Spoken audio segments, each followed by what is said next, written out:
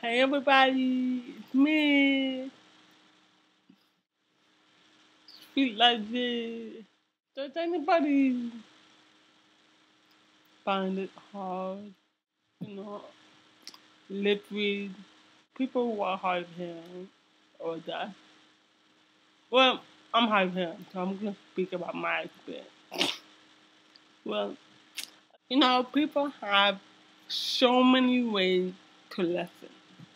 Okay, people like to take notes, tape during lectures or class. People bring ASL interpreters, sign language interpreters. There's so many ways to listen. My way of listening is to read people's lips. I've been a lip reader since I was a kid. When you have a hearing loss, you depend on your eyes a lot.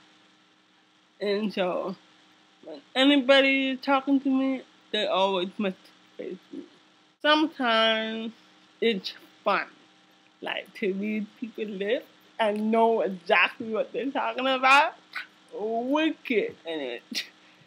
When you're going out with friends, especially loud places like restaurants or the club or concert, I normally would have to carry one hearing aid with me because the hearing aid picks up so much noise and it doesn't really help me to hear because the purpose of my hearing aid is to pick up noise which I can't hear.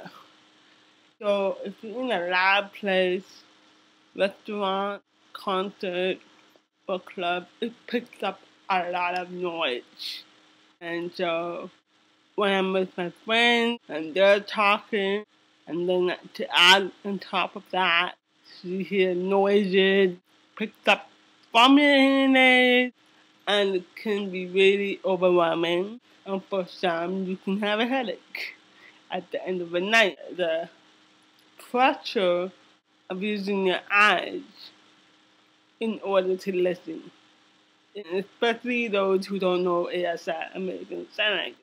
So it's easy for them to sign because it's very visual.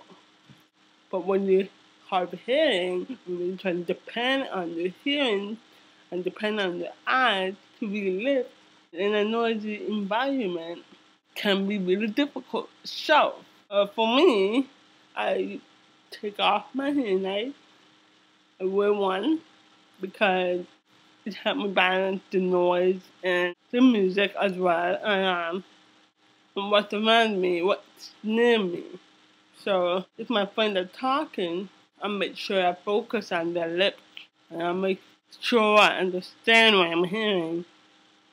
On top of the noises my hearing aids are picking up. When somebody's talking to me, I normally have them talk to me in the ear without my hearing aids. Everybody has different type of hearing loss, so I can only speak for me. When somebody's speaking to me, they talk to the ear, which I don't have my hearing aid on, and they just talk, and I would just repeat what they told me, what I think I understood. I focus so hard on the lips, and when you're in a situation where there's so much noise, you use so much energy to hear, just to see, get to understand the process of reading people's lips during a situation where there's so much noise and there's nothing you can do. You can either make a black sound and make a fool out of yourself and claim that you can learn sign language, but you really don't. Listen, I'm really hard of hearing. Okay, you need to come close to me and I can hear you, or let's find some way to communicate better. And it can be funny, it can be stressful, it can be crazy.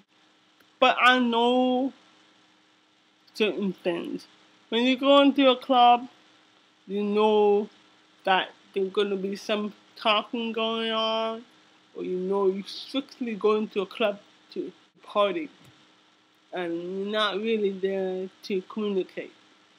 The strategy I must always come up with me when my friends are going out. And when you're going to a concert, you fully know that you're gonna watch the show and you're not really gonna communicate that well. Reading lips, it's like you gotta find a strategy. Know when to listen, when to enjoy yourself, and when to focus. But every day I'm reading lips, and every day there's certain times when to read lips and when it's not necessary to read lips. It is what it is. And I just found it really, really hard to lip read. Not really hard, but it can be very exhausting. You absorb so much information, and reading lips helps me to listen. Watching the person's lips and translating what I'm reading, taking what I understand or what I think I understand and translating that language into my brain and understand what's been said.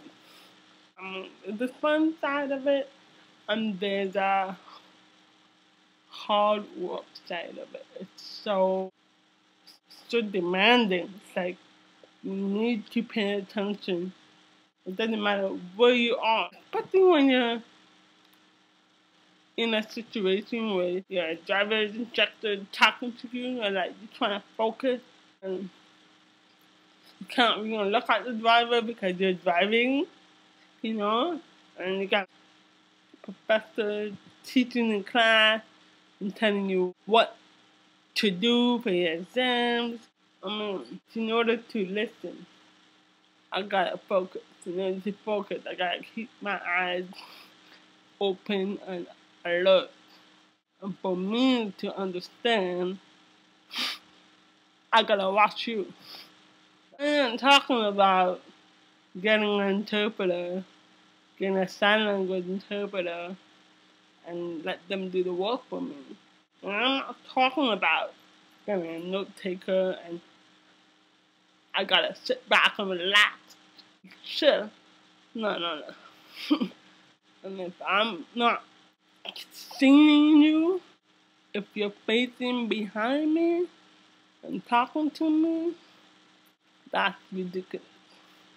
It creates more misunderstanding and it creates more stress.